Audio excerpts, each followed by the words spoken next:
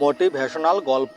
তিনটি গল্প যা আপনার দৃষ্টিভঙ্গি পাল্টে দেবে। পৃথিবীতে কখন কি ঘটবে সেটা অনেক আগে থেকেই ঠিক হয়ে রয়েছে, তবুও আমরা ভেবে মরি। কিছুই করার নেই, এটাই মানুষের সহজাত প্রবৃত্তি।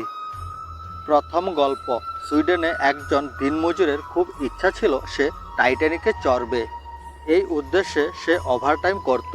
টাইটানিক যাত্রা শুরু হওয়ার মাত্র 1 মাস বাকি। পরিবারের সকলেই তাদের ভ্রমণ নিয়ে খুব উৎসাহিত ছিল।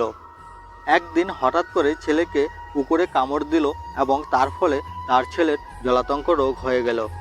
ডাক্তারের পরামর্শ অনুযায়ী ছেলেকে 6 মাস বাইরে কোথাও নেওয়া যাবে না। পরিবারের সকলেই খুব কষ্ট পেল তাদের এতদিনের ইচ্ছা এভাবে নষ্ট হয়ে যাওয়ার জন্য। এখন তাদের সব আশা জলে। 1912 সালে টাইটানিক যাত্রা শুরু করে। দিনমজুরটি প্রতিদিন তার সন্তানকে খুব বকা দিত। তার স্বপ্ন ভাঙার জন্য ছেলেকে খুব অভিশাপ দিত।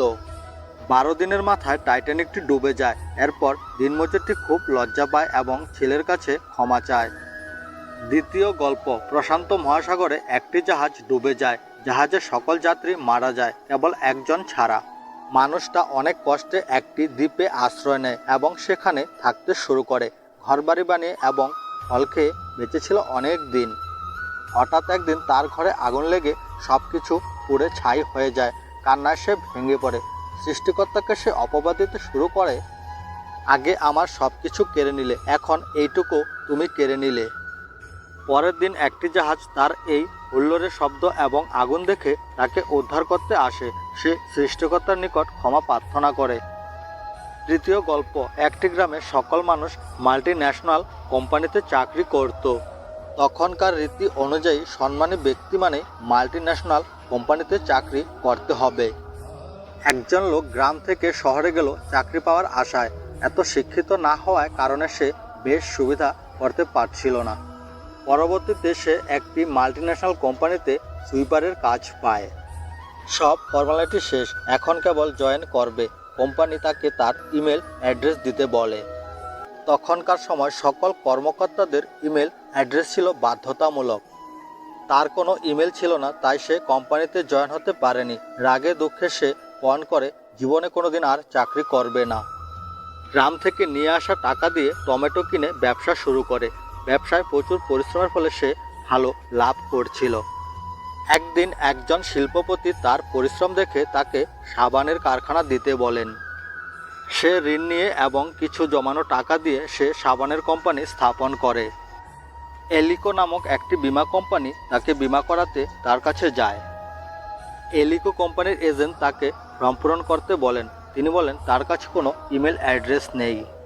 এই কথা শুনে এজেন্ট অবাক হয়ে যান। তিনি বলেন, আপনার ইমেল অ্যাড্রেস ছাড়া আপনি কোটি টাকার মালিক হলেন। আপনার ইমেল অ্যাড্রেস থাকলে তো আপনি বিশ্বের 1 নম্বর ধনী ব্যক্তি হয়ে যেতেন। তিনি হেসে জবাব দেন, আমার ইমেল অ্যাড্রেস থাকলে আমি হতাম সুইপার। আজ পর্যন্ত ইমেল অ্যাড্রেস তাই খুলিনি। ভগবান যাই করেন আমাদের ভালোর জন্যই করেন। দিনমজুরের ছেলেকে যদি কুকুরে না কামড় দিত তাহলে হয়তো সে আজ গল্প বলার জন্য বেঁচেই থাকতো না। আর ওই লোকটি যদি ঘরে আগুন না লাগতো তাহলে হয়তো কোনো দিন সে বাড়ি ফিরতে পারতো না। আর ওই লোকটি যদি ইমেল অ্যাড্রেস থাকতো তাহলে সে শিল্পপতি না হয়ে হয়তো সুইপার হতো। ভগবান কখনো আমাদের নিরাশ করে না।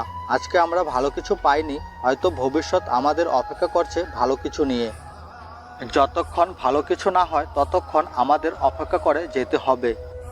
ভগবানের নিকট বিনয়ী হতে হবে এবং চেষ্টা চালিয়ে যেতে হবে। সাফল্য আসবেই, সাফল্য তোমাকে ঠিক খুঁজে নেবেই।